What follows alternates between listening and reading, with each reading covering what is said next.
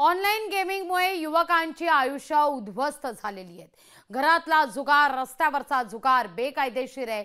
मग ऑनलाईन जुगार कायदेशीर कसा ठरतो, असा सवाल आमदार बच्चू कडू यांनी व्यवस्थेलाच विचारलेला आहे।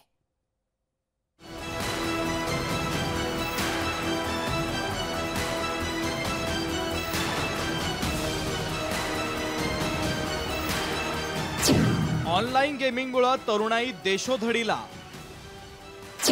ऑनलाईन गेमिंगकडे सरकारचा कानाडोळा। गांधीजींच्या पुतळ्यासमोर कडूंनी प्रतिकात्मक डाव मांडला। मंत्रालयाजवळच्या महात्मा गांधीजींच्या पुतळ्याजवळ प्रहारचे आमदार बच्चू कडू यांनी आपल्या कार्यकर्त्यांसह प्रतिकात्मक डाव मांडला होता। ऑनलाईन जुगाराकडे सरकारकडून होणाऱ्या दुर्लक्षाच्या विरोधात बच्चू कडू रस्त्यावर उतरले होते। ऑनलाईन जुगाराच्या नादाला लागून एक पिढी बर्बाद झाल्याचा आरोप बच्चू कडूंनी केलाय। ऑनलाईन जुगाराची रोज नवी वेबसाईट येत असल्याचा आरोपही बच्चू कडू यांनी केलाय।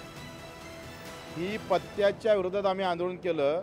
याच्यानंतर 15 दिवसानंतर प्रत्येक पोलीस स्टेशन समोर प्रहार जुगार खेळणार आहे। ऑफलाईन जुगार, ऑनलाईन जुगार अदानी अंबानी अशा मोठ्या व्यापाऱ्यांचे चालू आहे, तसा सामान्य माणसाचा जुगार चालू ठेवा। घरातला जुगार, रस्त्यावरचा जुगार बेकायदेशीर आहे। मग मोबाईलवर खेळला जाणारा जुगार बेकायदेशीर कसा नाही, असा सवाल बच्चू कडू यांनी सरकारला उपस्थित केला।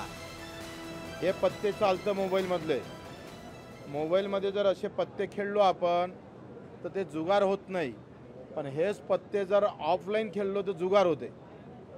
म्हणजे 1 लाख लोकांवर कारवाई वर्षभरात। ऑफलाईन पत्ते जर खेळले तर कारवाई होतं आणि ऑनलाईन खेळलं तर कारवाई होत नाही। ऑनलाईन जुगाराच्या जाळ्यात अडकल्यानं शेकडो लोक कर्जबाजारी झालेत। अनेकांनी जुगारातून झालेल्या कर्जातून आत्महत्या देखील केल्या।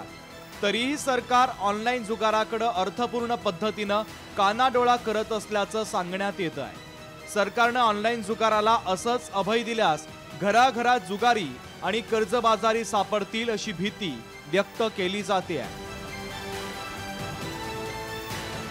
विनोद राठोड, लोकशाही मराठी, मुंबई।